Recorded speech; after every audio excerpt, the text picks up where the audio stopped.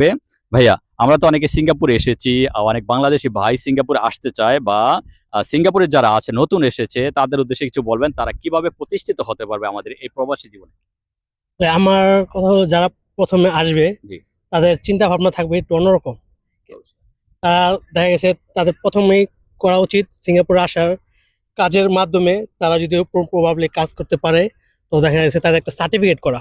হ্যাঁ, রাইট। তারা যদি প্রথমে ২ বছর একটু কষ্ট হবে, টাকা দিতে কষ্ট হবে বা বেতন দিতে কষ্ট হবে, কাজে কষ্ট হবে, এটাই প্রবাস ভাই, ঠিক আছে?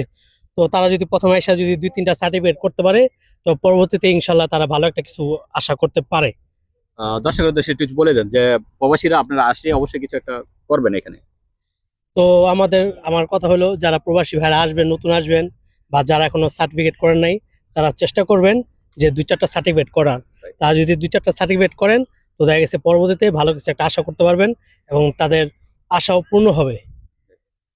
অসংখ্য ধন্যবাদ ভাইয়াকে খুব সুন্দর একটি তথ্য দেওয়ার জন্য, আপনারা যারা প্রবাসী আছেন। ধন্যবাদ।